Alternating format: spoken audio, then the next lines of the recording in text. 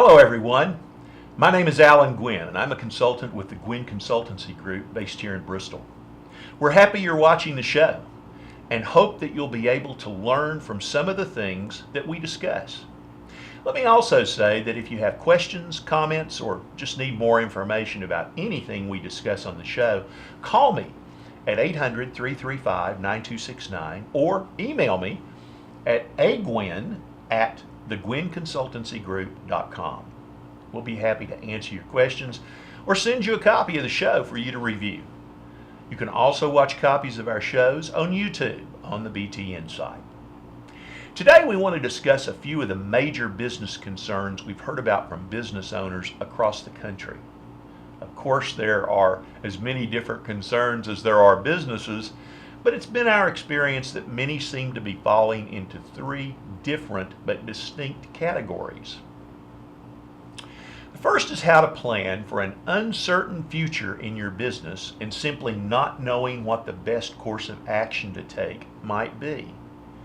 We're strong proponents for every business, regardless of size, to have a formal planning process in place.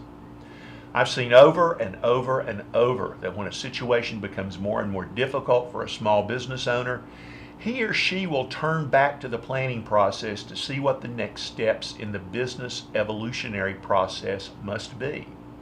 And adherence to this process offers you an opportunity to create pathways for decision making when you aren't faced with having to make difficult decisions.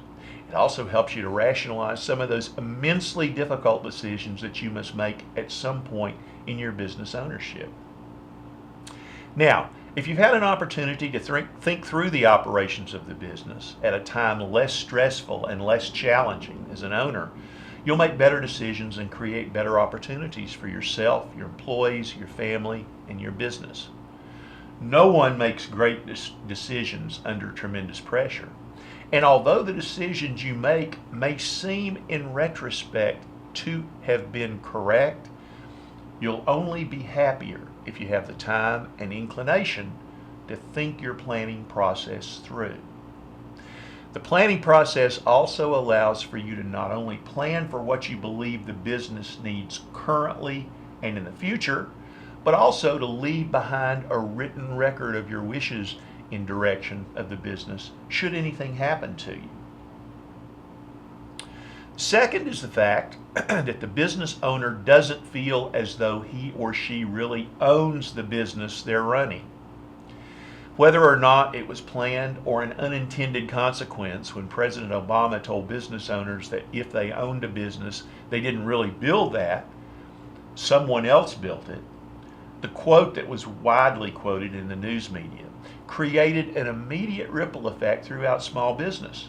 Small business owners recognized that someone in power, as high as the president, didn't intend to recognize or acknowledge the work they'd invested in their businesses. But it went further than that. Business owners who were concerned about government intrusion into their business suddenly found themselves with a solid reason to be concerned. An almost universal belief rocketed through small business that government was going to begin implementing new and possibly damaging regulations and guidelines for businesses that were going to require them to invest additional time for compliance, require them to pay additional fees and taxes, and subject them to poorly constructed guidelines for their own operations. All of those things have in fact occurred to a greater or lesser degree, some more pronounced than others. There's been little done to improve the fears of business people around the country, and until some attention is paid to the issues facing small business and improvement is sought in those challenges facing small business today, most analysts believe there will be a growing undercurrent of lack of trust. Now, regardless of Wall Street's bubble or the explosive merger and acquisition marketplace, small business as an entity must do well for America to prosper, because small businesses represent 70% of America's business.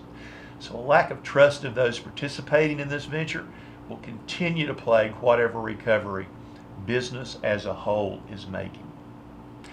The last is a true fear of personal and professional failure in this most important of enterprises, the small business.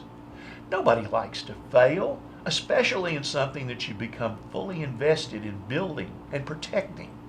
Small business is in a unique position, with some employment figures in some of our markets running as high as 25 and 30% within segments of the population.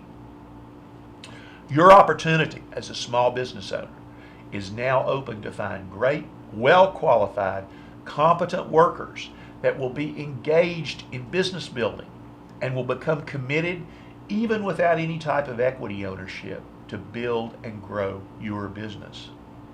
With owners concerned about government's role in taxation, compliance, and growth, however, owners are just not focused on bringing new employees from this vast new labor pool into the business.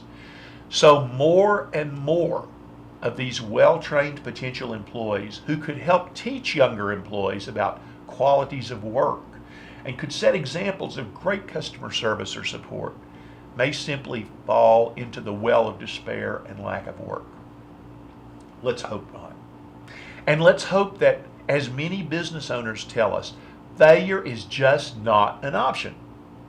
Well, those are our business tips for today. Remember, you can receive a copy of these by sending an email to agwynn@thegwynnconsultancygroup.com.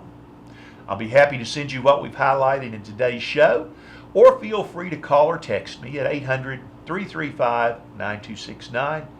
We respond to all questions and comments. I'm Alan Gwynn, and we'll see you next time on It's Your Business.